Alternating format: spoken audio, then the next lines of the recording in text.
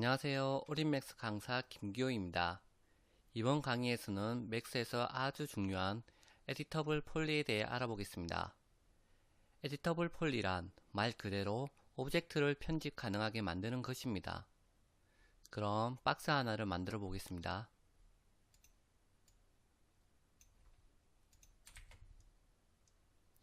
세그먼트는 333으로 입력하겠습니다.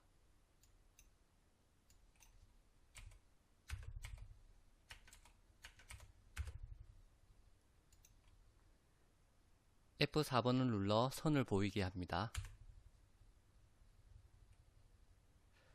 우리가 지금까지 오브젝트를 변형시킬 때는 수치값으로 조정하였습니다. 그럼 길이와 너비, 높이 정도의 세그먼트 나누는 것은 쉽게 할 수 있었지요.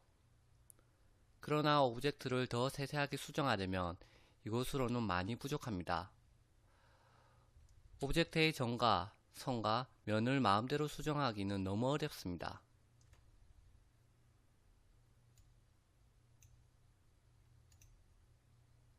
보통은 이렇게 수치로 움직여서 오브젝트 길이를 변형시켰지요.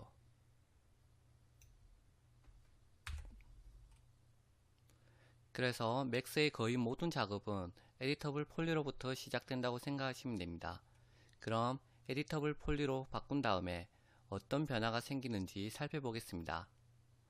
오브젝트를 선택하고 마우스 오른쪽 버튼을 누르면 메뉴가 나옵니다. 제일 하단에 있는 컨버터 툴에 가시면 에디터블 폴리를 선택할 수 있습니다.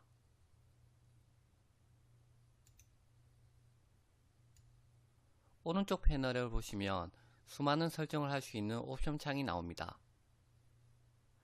사실 여기에 있는 기능만 알아도 맥스의 반 이상은 할 수 있다고 말할 수 있습니다. 그럼 오늘 우리가 배울 셀렉션을 살펴보겠습니다. 첫 번째 점처럼 생긴 모양을 클릭해 보겠습니다. 마우스를 갖다 대면 버텍스라고 나옵니다.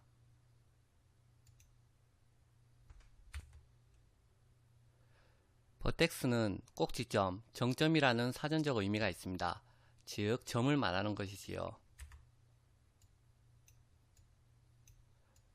제가 동그라미 친 곳이 전부 버텍스 점을 말합니다.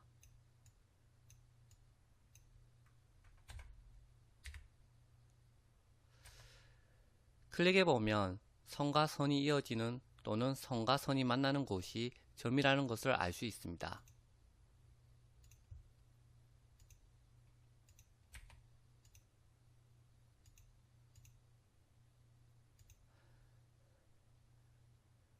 마우스를 이용해서 이렇게 이동시킬 수도 있습니다.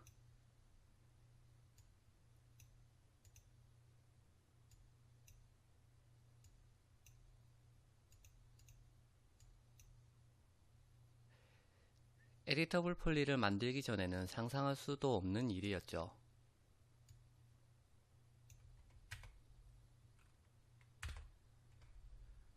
일단 원래대로 돌려놓겠습니다. 그 다음 두 번째 삼각형처럼 생긴 것을 클릭해 보겠습니다. 마우스를 갖다 대면 엣지라고 나옵니다. 엣지는 사전적인 의미로 끝, 가장자리, 모서리 등등을 말합니다. 한마디로 선이라고 생각하시면 됩니다. 그럼 엣지를 선택하고 박스를 클릭해 보겠습니다. 이렇게 선을 선택할 수가 있습니다.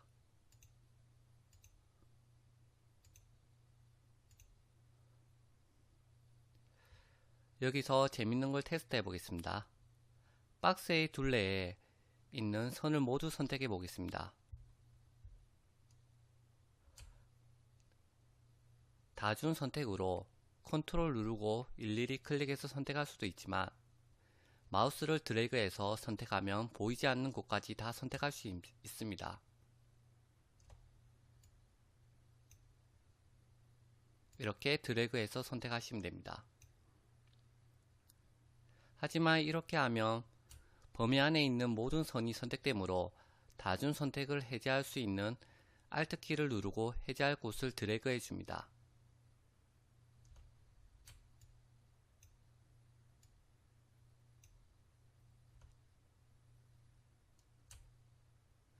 그럼 이렇게 박스 둘레의 선이 모두 선택되었습니다.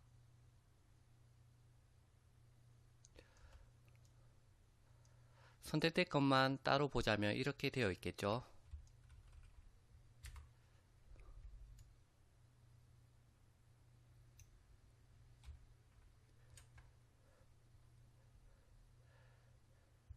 면적이 있기 때문에 스케일 단축키 R을 눌러 크기를 키워줍니다.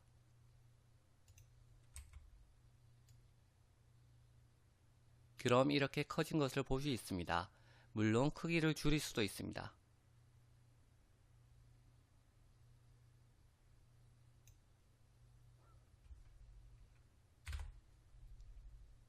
스케일에서 한 가지 짚고 넘어가야 되는 것이 있습니다. 크기를 어느 쪽 방향으로 확대시킬지 축소시킬지 정하는 것인데, 마우스를 이렇게 정중앙으로 가져다 대면 삼각형 전체가 노란색으로 변합니다. 이것은 X, Y, Z축으로 모두 늘리거나 줄이거나 하겠다는 의미입니다.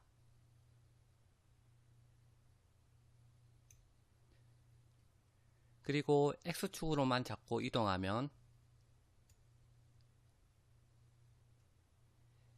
X축으로만 커지고, Y축으로만 잡고 이동하면 Y축으로만 커집니다. 마지막으로 삼각형 바깥쪽에 축이 겹치는 바를 선택하면 XY, 아니면 YZ, 아니면 ZX 두 축으로 움직일 수 있습니다.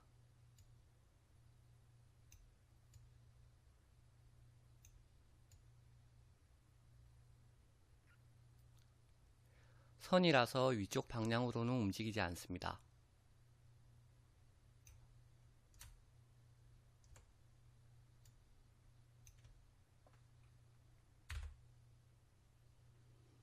네, 이동이나 회전이나 스케일로 선택되어 있을 때는 항상 해제할 때는 Q를 눌러 선택 툴로 바꿔줍니다.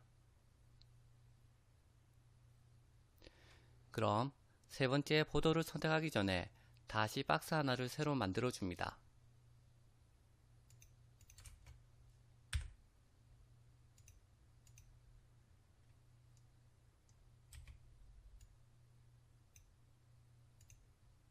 이번에는 세그먼트를 111로 입력합니다.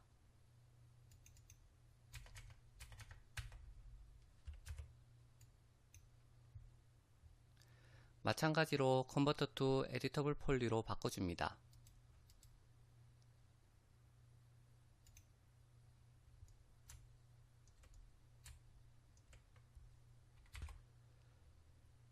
이제 보도를 선택해 줍니다. 보더는 사전적인 의미로 둘레라는 뜻입니다. 둘레를 선택하기 위해서는 안쪽이 뻥 뚫려 있어야 합니다. 그래야 보더를 선택할 수 있습니다. 아무리 눌러도 보도가 선택되지 않습니다. 아직 배우지는 않았지만 면을 선택하여 폴리곤을 클릭하고 윗면을 없애줍니다. 딜리트 키를 누르면 삭제할 수 있습니다. 다시 보도로 와서 이제 둘레를 선택해 줍니다.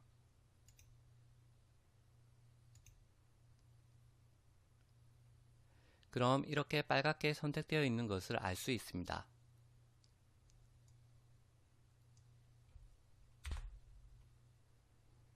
네, 차후에 배우겠지만 이렇게 뚫려 있는 상태에서 Shift 키를 누르고 복사를 하면 계속 이어져 갑니다. 그리고 스케일로 줄이고 다시 Shift 키 누르고 복사, 그리고 스케일로 크기를 키우고 다시 Shift 키를 누르고 복사, 스케일로 Shift 키를 누르고 스케일로 줄일 수도 있습니다. 그리고 다시 Shift 키 누르고 위로 복사,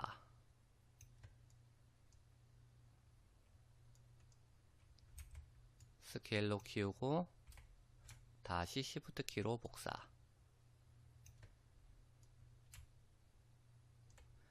보더는 캡 명령어로 열려있는 부분을 닫혀줄 수 있습니다.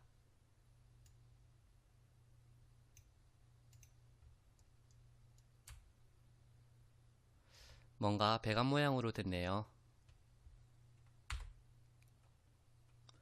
다시 지우고 박스 하나를 생성해 보겠습니다.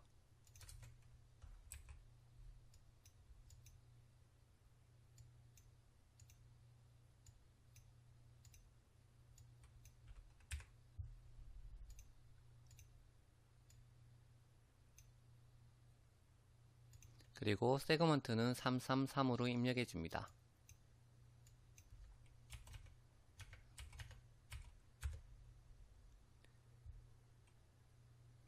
그리고 에디터블 폴리로 바꿔줍니다.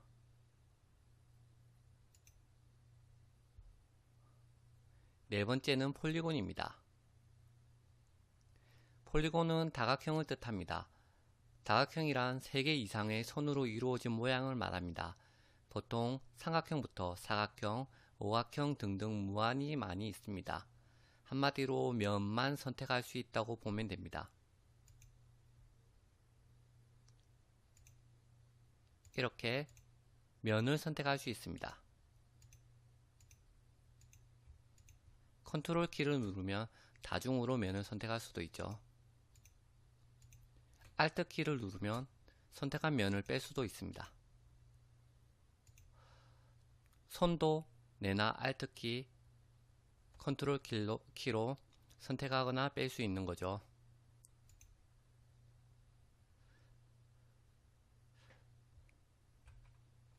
일단 점을 선택하고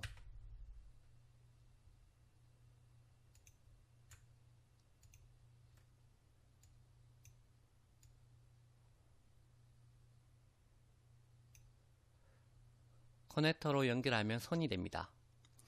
이것도 차후에 배우겠지만 지금 테스트를 위해서 임시로 써보겠습니다. 그리고 다시 폴리곤을 선택하고 면을 클릭해 줍니다.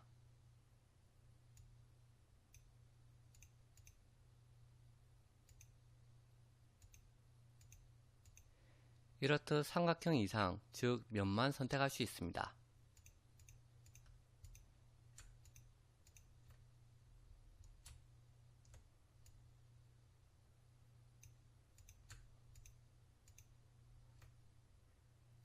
면도 이렇게 쉽게 이동이 가능합니다.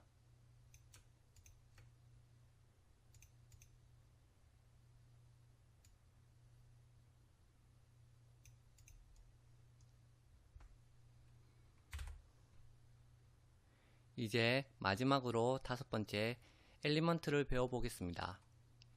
엘리먼트는 전체를 구성하는 요소를 말합니다. 한마디로 오브젝트를 전체를 선택하는 것이지요.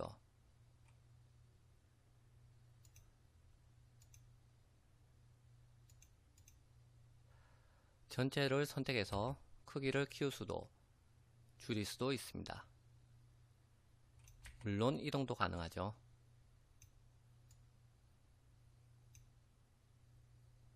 자, 이제 5가지 선택 툴을 배웠습니다.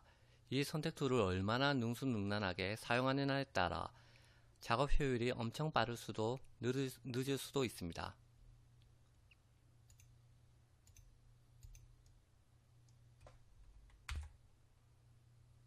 그래서 맥스에서는 단축키가 차례로 1, 2, 3, 4, 5까지 할당되어 있습니다. 한번 눌러보십시오. 1, 2, 3, 4, 5 다시 1, 2, 3, 4, 5 단축키를 한 번 더 누르면 선택된 것이 해지됩니다. 5가 선택되어 있기 때문에 5를 누르면 해지가 됩니다. 1이 선택되어 있을 때는 1을 눌러야 해지가 가능합니다. 오로지 단축키만 사용해서 눌러보았습니다. 이 단축키를 쉽게 외우는 방법이 있습니다. 1은 하나의 즉 점이고 2는 이어져 있는 것 선이며 3은 버무다 삼각지처럼 중간에 빠지면 못 나오는 둘레이며 4는 사면 5는 완전체라고 외우시면 됩니다. 다시 한번 말하자면 1은 하나, 2는 이어져, 3은 삼각지, 4는 사면, 5는 완전체. 쉽게 머릿속에 들어왔나요? 마지막으로 선택 툴로만 이용해서 의자를 한번 만들어 보겠습니다. 아직은 배우지 않은 것도 있지만 오늘 배운 것만 가지고도 얼마나 쉽게 의자로 완성되는지 눈으로 직접 보시면 맥스의 매력에 빠질 거라고 저는 생각합니다. 그럼 일단 삭제를 하고 박스를 선택하고 바닥에 하나 그려줍니다.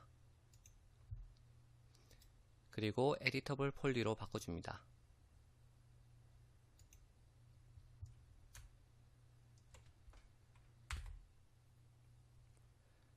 폴리곤을 선택하고 3개를 선택한 다음 딜리트로 삭제해 줍니다. 그 다음 보도를 선택하고 둘레를 클릭하고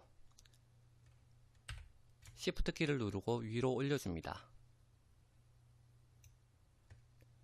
그리고 캡으로 닫아줍니다. 등받이가 완성됐죠. 하단도 마찬가지로 폴리곤을 선택하고 삭제해 줍니다. 그리고 보도를 선택하고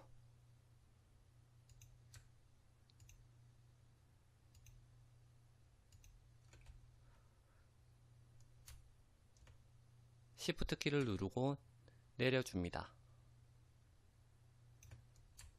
그리고 캡으로 닫아줍니다.